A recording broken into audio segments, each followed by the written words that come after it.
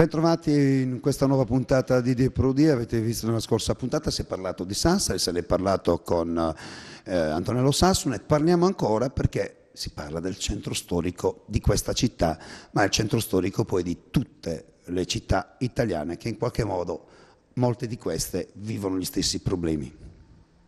Si parla delle migliorie che si dovrebbero fare, di quello che avresti fatto tu se fossi al potere, ma io una domanda te la voglio fare ed è anche un po' una critica. Abbiamo parlato di quelli che sono i muri fatiscenti, palazzi fatiscenti, alcuni un po' trascurati e trasandati, ma non credi anche che ci sia troppa emigrazione, ci sia troppa superficialità anche nell'ospitare i nostri amici che arrivano fuori dall'Italia? Non che io abbia qualcosa, ci mancherebbe contro di loro, perché ho tantissimi amici, poi tra l'altro mi sono anche occupato nelle scorse elezioni dell'Algeria, ho avuto modo di parlare con il ministro, con l'attuale presidente, quindi ho fatto insomma anche questa bella intervista. Ma non credi che forse questa superficialità anche nell'accettare gli stranieri creino problematiche all'interno non solo del centro storico di Sassari, ma al centro storico di tantissime città? Certo, tanto è un fenomeno comune a molte città italiane, naturalmente.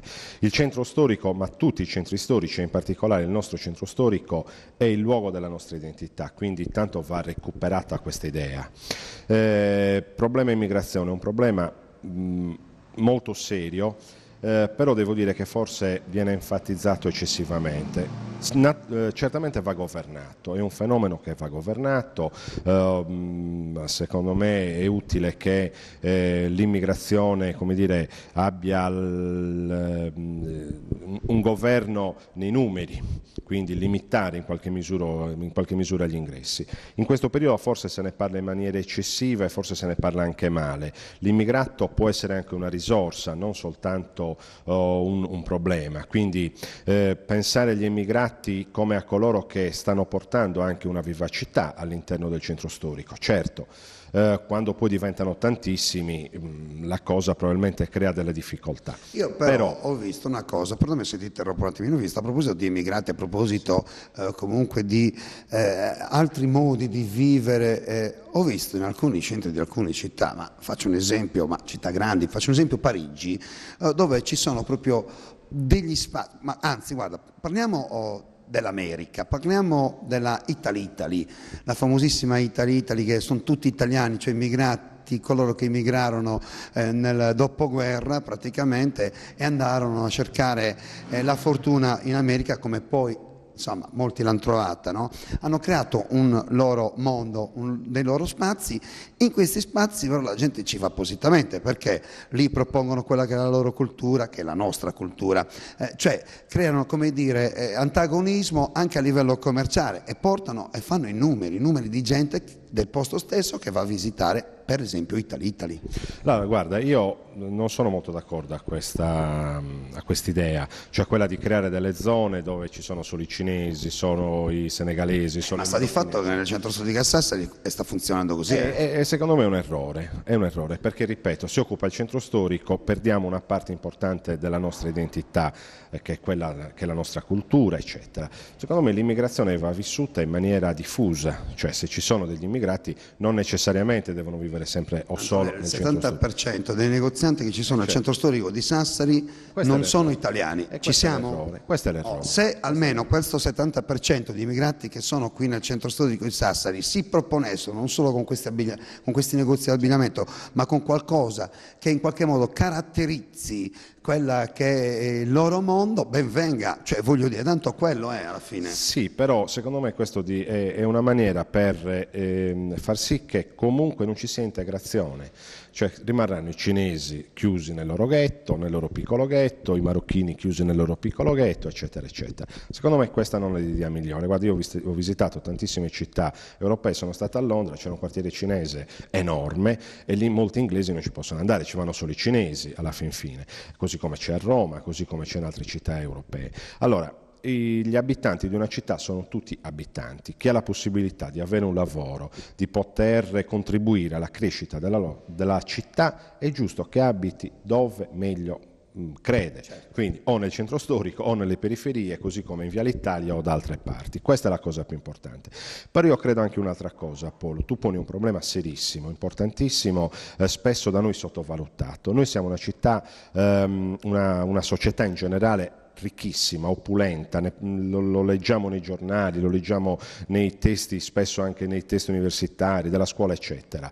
Noi abbiamo un livello di ricchezza che non è paragonabile ai paesi dell'Africa, ad altri paesi, diciamo così, del nostro pianeta. Anche dove va in Africa, però sai, se vai a citare il capo, problema, se vai in India o se vai nonostante la crescita accelerata che hanno in questi paesi, in realtà noi abbiamo un reddito pro capite che è decisamente molto più alto di questi paesi. Allora io credo che una delle soluzioni, non l'unica, però una delle soluzioni sia quella di fare in maniera tale che una parte della nostra ricchezza, che spesso gettiamo, possa essere destinata invece a creare ricchezza in quei paesi. Assolutamente, io non ce l'ho con chi vive qui, chi è straniero, no.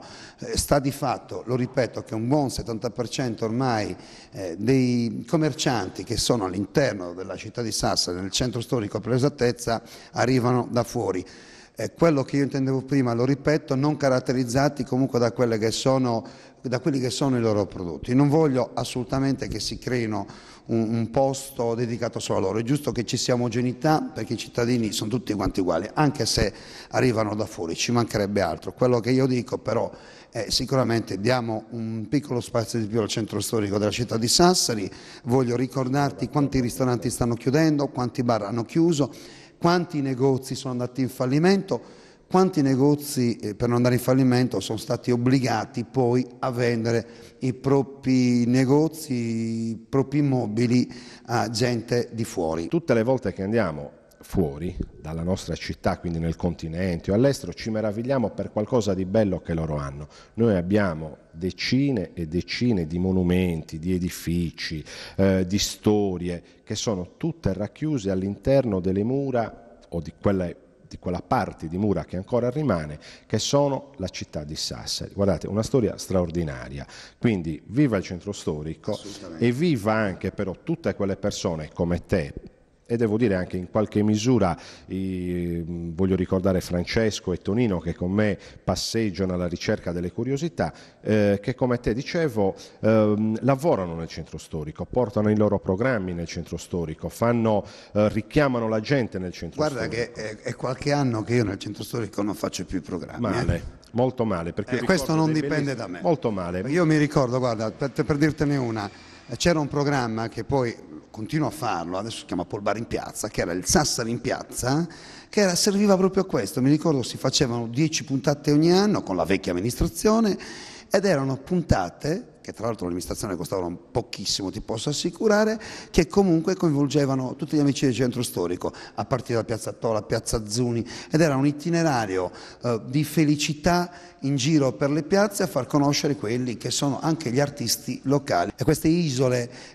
del centro che veramente fanno la differenza in una città come Sassari che è in piena crescita. Io ti devo salutare a questo punto, caro mio, perché Grazie. Ormai siamo arrivati anche al termine di questo Die Pro Die. Grazie, io ti ringrazio.